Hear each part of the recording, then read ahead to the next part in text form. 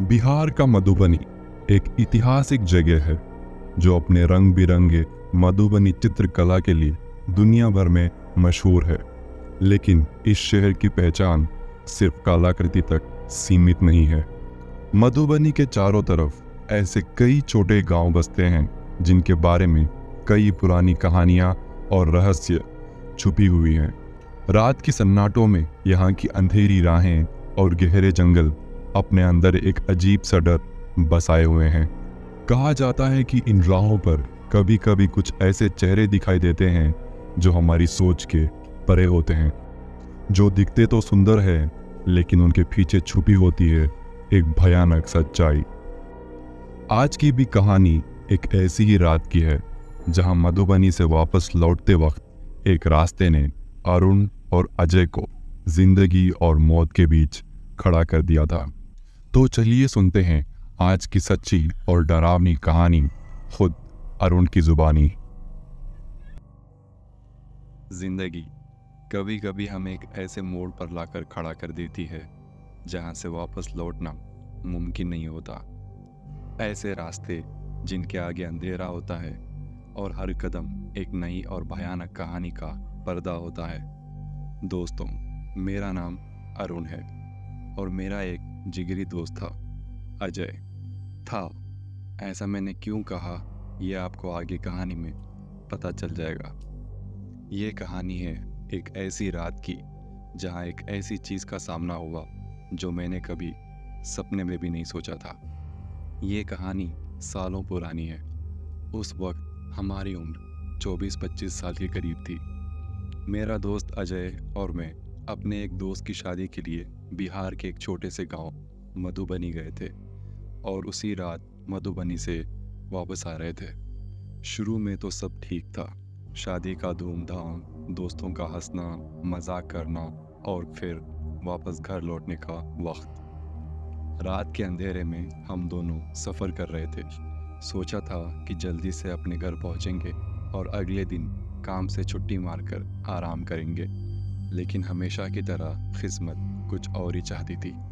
हम दोनों उस रात हंसी मजाक करते हुए हमारी कार से मधुबनी की अंधेरी रात में वापस अपने घर जा रहे थे। अजय ने जीपीएस चेक करते हुए एक शॉर्टकट लेने का फैसला किया। मैं थोड़ा झिझक रहा था। मैंने अजय से कहा, यार ये गांव का रास्ता है, रात भी हो गई है, मुझे आइडिया कुछ ठीक नहीं लग रहा। लेकिन अजय, जो हमेशा अपने फैसलों में आत्मविश्वास से भरा रहता था, हंसकर बोला, अरुण कुछ नहीं होगा, सिर्फ थोड़ा वक्त बचेगा, चल देखते हैं। उसकी बातों में मुझे कोई तर्क दिखाई नहीं दिया, लेकिन मैंने उसकी बात मान ली। हम उस पतले से रोड पर अंधेरे को चीरते हुए आगे बढ़ रहे थे। पहले तो कुछ भी अजीब नहीं लग रहा था, लेकिन जैसे जैसे हम आगे बढ़ रहे थे धीरे धीरे रास्ता बदलने लगा। एक अजीब सा सन्नाटा छा गया, मानो जैसे हवा भी इस रास्ते से गुजरना नहीं चाहती हो। हमारी कार के हेडलाइट्स की रोशनी को छोड़कर वहाँ दूसरी कोई रोशनी नहीं थी। उस जंगल के बीच से जाते वक्त कभी कभी कुछ अजीब सी आवाज़ें सुनाई देने लगी।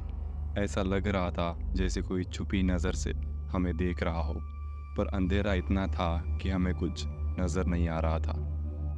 मैं अंदर ही अंदर घबराने लगा। मैंने अजय से कहा, अजय यार ये रास्ता बिल्कुल सही नहीं लग रहा, वापस चल लेते हैं, अभी भी वक्त है। लेकिन अजय ने मेरी बात को बेकार का डर समझकर टाल दिया और कहा, अरुण तू हमेशा इतना टेंशन क्यों लेता है, चिल कर, सब ठीक है। थोड़ी दूर और सफ़र करने के बाद तभी हमने थोड़ी दूर पर एक तालाब देखा जो जंगल के अंदर था और हमसे थोड़ी दूरी पर था।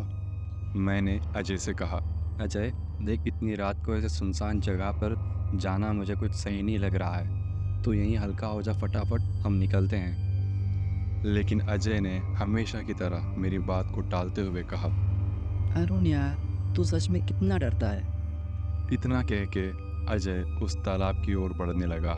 मेरे पास और कोई दूसरा रास्ता नहीं था, तो मैं भी उसके पीछे पीछे चलने लगा। हम दोनों उस तालाब के पास चले गए। हवा में एक अजीब सी ठंडक थी। मैं तालाब के पास गया। पानी बिल्कुल ठंडा था।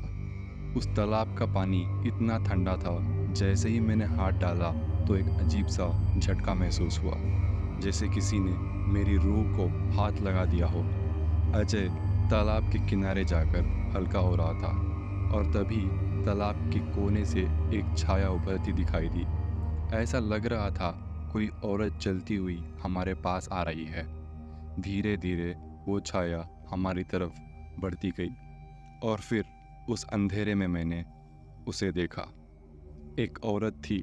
उस औरत को देखकर ऐसा लग रहा था जैसे कोई अप्सरा धरती पर उतर आई हो। सफ़ेद कपड़ों में लिपटी हुई थी। उसके काले सुनहरे बाल हवा से बातें करते हुए लहरा रहे थे। उसकी आंखें चांदनी की रोशनी में चमक रही थी और उसके होठों पर एक अजीब सी मुस्कान थी। वो इतनी खूबसूरत थी जिससे दुनिया की हर खूबसूरती उसमें समा गई हो।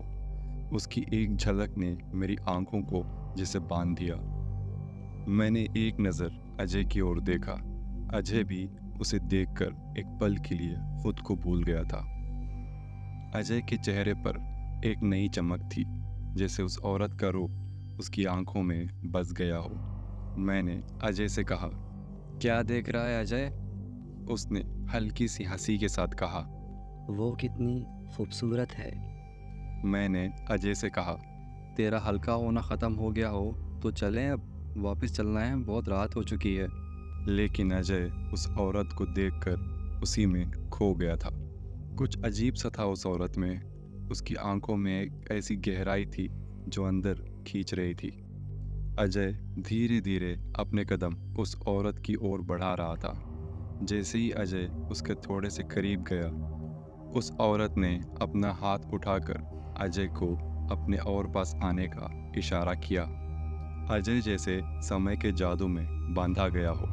उसके चेहरे पर एक अजीब सा सुकून छा गया था, जैसे वो अब अपने होश में नहीं हो। अजय अब चुप था, बिल्कुल चुप। बस उस औरत के पीछे पीछे चलने लगा, जैसे कोई पुतला हो जो अपने मालिक की डोरियों से बांधा हो। मैं वहाँ था, लेकिन मेरी हिम्मत नहीं हो रही थी कुछ करने की। अंधेरा और भी गहरा हो गया था। अजय के कदम उस औरत के पीछे धीरे धीरे तालाब के उस अंधेरे हिस्से की तरफ बढ़ने लगे, जहाँ बिल्कुल रोशनी नहीं थी। तभी मैंने देखा, जैसे जैसे अजय उसके करीब जा रहा था, उस औरत के रूप में एक अजीब सा बदलाव आने लगा। पहले जो उस औरत में खूबसूरती थी, उसमें अब एक डरावनी और भयानक तस्वीर उभर रही थी। उसके चेहरा जो पहले इतना सुंदर था, धीरे धीरे बिगड़ने लगा। उसकी सुंदर आंखों के नीचे काली काली रेखाएं उभरने लगी थी। उसके होठ जो पहले मुस्कुरा रहे थे, अब फटकर एक बड़ी सी दहाड़ में बदल गए थे। उसके होठों के किनारे से खून टपकने लगा था, जैसे अब एक शिकार लपकने को तैयार हो। मेरा शरीर कांप रहा था। लड़की के रूप में मौत इतनी सुंदर हो सकती थी, ये कभी सोचा नहीं था। वो सुंदर सी दिखने वाली औरत अब एक चुड़ैल के रूप में बदल चुकी थी। उसने अजय की तरफ देखा, जैसे एक भूखी शिकारी अपने शिकार को देखती है। अजय, जो अब तक एक जाल में पूरी तरह से फंस चुका था, बिना कोई शब्द कहे उसके करीब जा रहा था। और तभी एक पल के लिए सब कुछ रुक गया। हर चीज़ थम गई थी, जैसे वक्त ने अपने पैर जहाँ थे वहीं रोक दिया हो। मैं बिल्कुल बेचैन था, लेकिन मेरे पैर वहाँ से हिल नहीं रहे थे। फिर अचानक से उस चुड़ैल के मोटे और तीखे नाखून अजय की गर्दन के आसपास घूमने लगे। उसने अपना मुंह अजय के बिल्कुल करीब ला दिया और फिर एक तेज़ी से उसने अपने नाखून अजय के सीने में गड़ा दिए। एक ऐसी चीख, बस एक आखिरी चीख, जो अजय के गले से निकली, जैसे उसकी रूह को किसी ने जीवित ही चीर दिया हो। मैंने अपनी आंखों के सामने देखा, अजय का लहू तालाब के किनारे बह रहा था। उसका चेहरा जो पहले इतना जिंदा लग रहा था, अब एक बेजान लाश की तरह लटक रहा था। उस चुड़ैल ने उसका पूरा खून चूस लिया था। उसने एक जिंदा इंसान को एक लाश में बदल दिया था। उसकी आंखें अब खाली थी, जैसे कोई चीज़ उनसे खींच ली गई हो। उस चुड़ैल का मन इतने से नहीं भरा था। उसने अजय के दिल को चीरकर सीने से बाहर निकाल दिया और ऐसे खा रही थी जैसे बरसों से भूखी हो। मैं वहाँ बस खड़ा रह गया। आंखों में आंसू थे, पर हाथ पैर बिल्कुल सुन। समझ नहीं आया कि क्या करूं। वो खूबसूरत औरत जो पहले सिर्फ एक सपना लग रही थी, अब एक भयानक रूप धारण कर चुकी थी। वो अपनी खूनी दांतों से धीरे धीरे अजय के लहू से भिगोती हुई वापस अंधेरे में कहीं घुल हो गई। रात का सन्नाटा अब और गहरा हो गया था। सिर्फ तालाब का पानी हल्के हल्के से झिलमिला रहा था और उस तालाब के किनारे पड़ी मेरे दोस्त अजय की बेजान लाश। मुझ में हिम्मत नहीं थी उसके पास जाने की और ना ही वहाँ से भागने की। तब से लेकर आज तक वो चेहरा मेरे सपनों में आता है।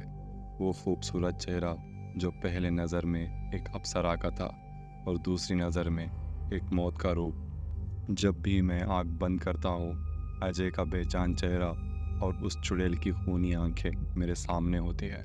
उस रात ने सिर्फ मेरा दोस्त नहीं छीना, बल्कि मेरी नींद, मेरा चैन और मेरी ज़िंदगी का एक हिस्सा भी। आज तक मैं उस रात को याद करता हूँ, उस तालाब को और उस खूबसूरत औरत के रूप में छुपी उस मौत को। और अब मैं तुमसे सिर्फ इतना कहना चाहता हूँ, कभी रात को अनजान रास्ते पर मत जाना। जो तुम्हें सुंदर दिख रहा है, ज़रूरी नहीं कि वो तुम्हें ज़िंदा छोड़ दे। उम्मीद है आपको ये कहानी पसंद आई होगी। अगर आपको ये कहानी पसंद आई हो तो इस वीडियो को लाइक ज़रूर करें। हमारी इस कहानी के लाइक्स के टारगेट होंगे 10 लाइक्स। और हाँ, हमें कमेंट्स करके ज़रूर बताएं कि आपको ये कहानी कैसी लगी। साथ में ये भी बताएं कि अगली कहानी आप कौन सी सुनना चाहते हैं। अगर आप नए हैं तो चैनल को सब्सक्राइब करना ना भूलें, क्योंकि आपके बिना ये कहानियाँ अधूरी हैं। तो चलिए दोस्तों, अलविदा। रात के अंधेरे में जब आप अकेले होंगे, हम फिर मिलेंगे अगले एपिसोड में। तब तक के लिए सावधान रहें, क्योंकि डर कभी भी दस्तक दे सकता है।